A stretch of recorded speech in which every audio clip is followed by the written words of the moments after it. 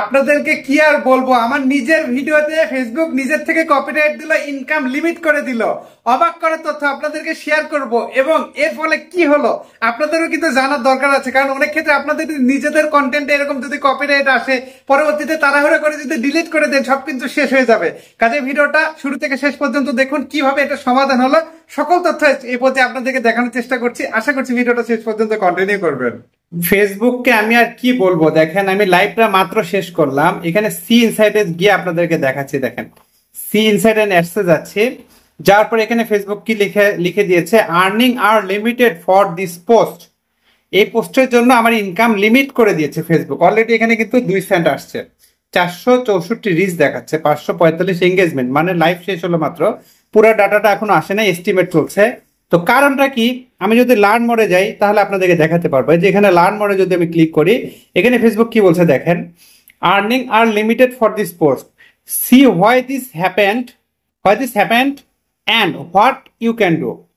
মানে কি ঘটলো আর আমি এখন কি করতে পারি, এটা ফেসবুক জানাচ্ছে। আচ্ছা আমি যদি এর ডিটেলসে যাই, এই যে অ্যারো চিহ্নতের ভেতরে যদি যাই, যাওয়ার পরে কি জানাচ্ছে, অ্যাড রেভিনিউ সেট এসাইড, মানে কি আমার এই লাইভের মধ্যে নাকি অ্যাড রেভিনিউ শেয়ার হচ্ছে। কি কারণে, এই লাইভের ভেতরে কি আছে, this video might contain copyrighted content, এর ভেতরে নাকি কপিরাইটেড কন্টেন্ট আছে। কি কপিরাইটেড আছে আমাকে বলতে পারেন? আমি তো লাইভ করলাম, নিজের ভয়েসে ভিডিও বানানোর পর ফেসবুক আমার সেই লাইভটাকে কপিরাইট ইস্যু দেখায় আমার আর্নিংটা লিমিট করে দিল।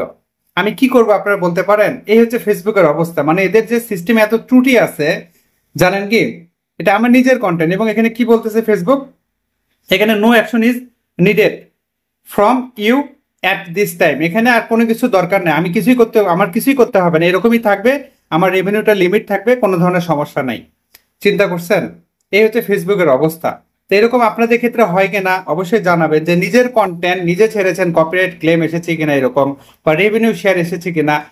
এটা আমি এখন কি করব, যেহেতু এটা রেভিনিউ শেয়ার এসেছে, আমি ভিডিওটা রাখবো নাকি ডিলিট করবো সেটা আমার পরের ডিসিশন। কারণ আমি দেখবো এই কন্টেন্টটা, যেহেতু মাত্র আমি লাইভটা শেষ করলাম, লাইভটা শেষ করে আমি গিয়ে দেখি যে আমাকে কত সেন্ট দিয়েছে। যেহেতু আমার লাইভ অ্যাডস আছে, লাইভ অ্যাডস থাকার ফলে কিন্তু আর্নিংটা হয়েছে। একটু যদি আমি নিচে যাই আপনারা দেখলে বুঝতে পারবেন, এই ইনকামটা হচ্ছে ইনস্টিমেট থেকে। হ্যাঁ, ইনস্টিমেট, এই এস্টিমেট কোনটা, লাইভ অ্যাডস থেকে হয়েছে।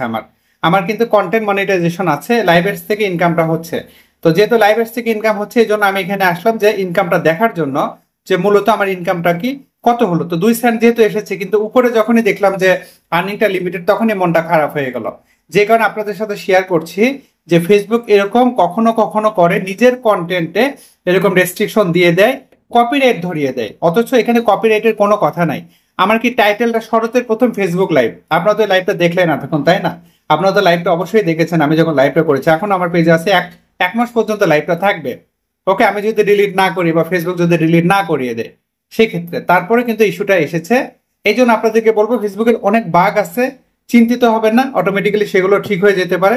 আর কিছু কিছু অটোমেটিক ঠিক না হলে সেগুলো ডিলিট করতে বাধ্য হয়, যেমনটা হয়তো বা আমাকেও করতে হতে পারে। মজার বিষয় আপনাদের সাথে শেয়ার করি, আমি আগের স্ক্রিন রেকর্ডটা শেষ করে কিছুক্ষণ পর চেক করছি যে আমার ইস্যুটা আছে কিনা। তো সি ইনসাইডে গিয়ে আপনাদেরকে দেখাচ্ছি, বেশি না 5 মিনিট পর চেক করে দেখি এখানে কোনো ধরনের ইস্যু আর নেই। অর্থাৎ আগে যে আর্নিং লিমিট ছিল সেটা আর নাই, ওকে হয়ে গেছে। এই হচ্ছে ফেসবুকের চরিত্র, যে কোনো মুহূর্তে এরকম ইস্যু আসতে পারে, আবার ঠিক হয়ে যেতে পারে। আপনারা একটু জাস্ট ধৈর্য ধরবেন, ঠিক আছে?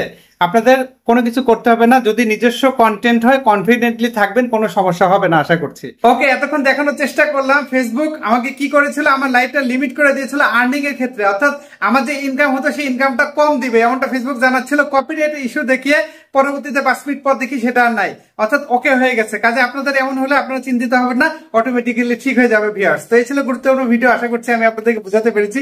বুঝাতে পারলে ভিডিওতে একটা লাইক দিবেন, বন্ধুদের সাথে শেয়ার করতে ভুলবেন না। এই ভিডিও সম্পর্কে আপনাদের সুচিন্তিত কোনো পরামর্শ থাকলে সেটাও ভিডিওর কমেন্টে জানাতে পারেন। এভাবে আবারও বলছি, আমার কিন্তু কোনো অনলাইন সার্ভিস নাই, সম্পূর্ণ সার্ভিস অফলাইন। আমার ঠিকানা রাহাত মিডিয়া, কামদিয়া বাজার, গোবিন্দগঞ্জ, গাইবান্ধা। সপ্তাহে 6 দিন অফিস খোলা, শুক্রবার বন্ধ। অন্য দিনগুলোতে বন্ধ রাখলে আগের দিন আমার এই পেজে আপডেটে জানিয়ে দেয়। আপডেট ফলো করে আসবে, সার্ভিস চার্জ প্রযোজ্য।